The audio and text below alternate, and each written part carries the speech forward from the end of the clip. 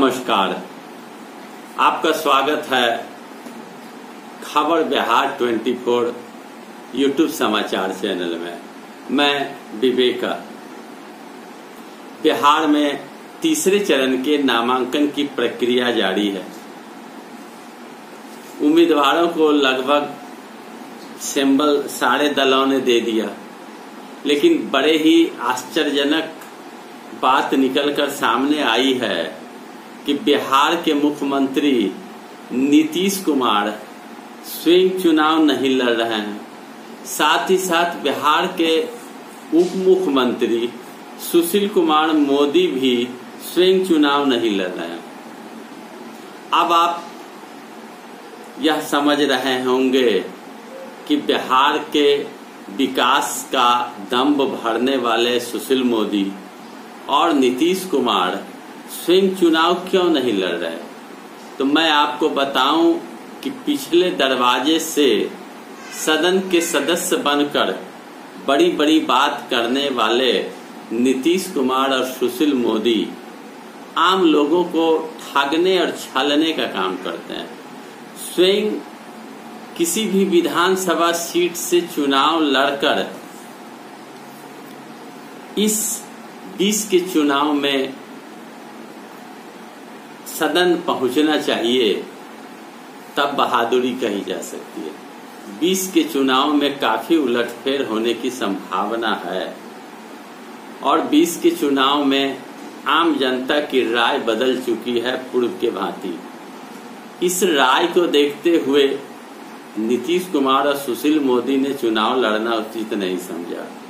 तेजस्वी यादव ने स्पष्ट रूप से कहा कि मैं विपक्ष का नेता हूं और मैं नीतीश कुमार से और सुशील मोदी से चुनौती देता हूं इन लोगों को कि है हिम्मत तो अपने गृह क्षेत्र से किसी भी विधानसभा से चुनाव लड़के जीत के सदन आ जाए।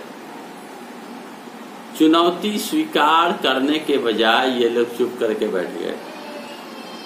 चुनावी समय है, ऐसा मानो लगता है कि जाति दुश्मनी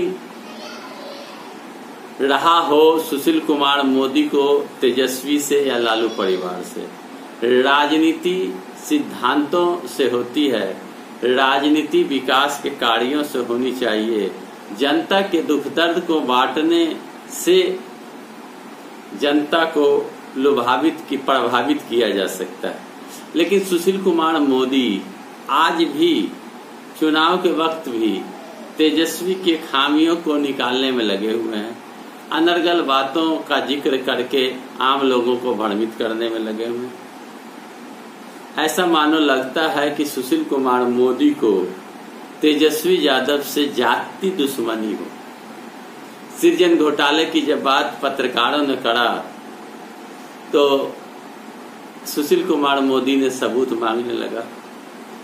बौखलाहट में जी रहे हैं सुशील मोदी। आखिर सुशील कुमार मोदी और नीतीश कुमार पब्लिक से चुनकर आना क्यों नहीं चाहते? क्यों एमएलसी बनकर वो कुर्सी पर बैठे हुए हैं?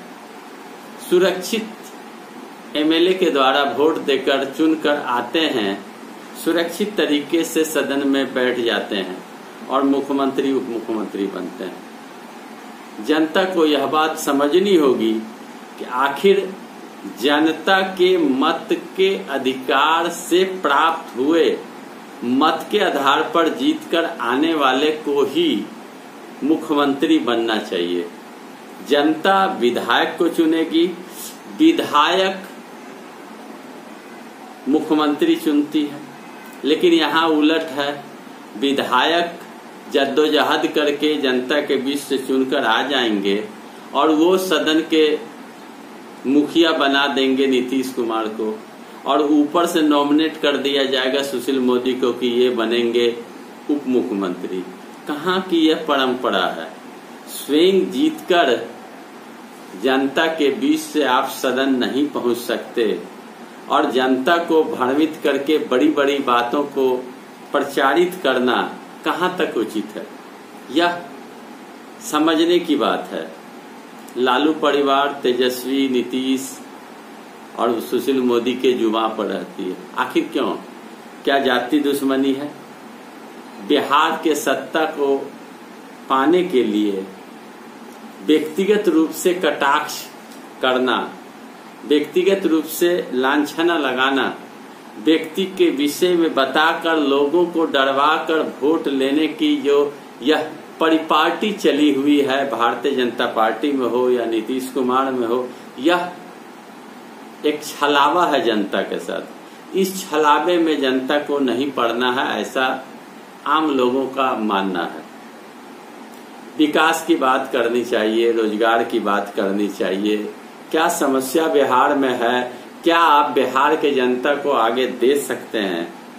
क्या आप महिलाओं को दे सकते हैं? क्या आप बुजुर्गों को दे सकते हैं? क्या आप गरीबों के लिए कर सकते हैं? इस बात का बखान होना चाहिए। यह पिछले 5 साल तक लोग लालू परिवार, तेजस्वी, राबड़ी सुनते आ रहे हैं, थक चुके हैं। आज भी ये लोग यही राग अलाप रहे हैं।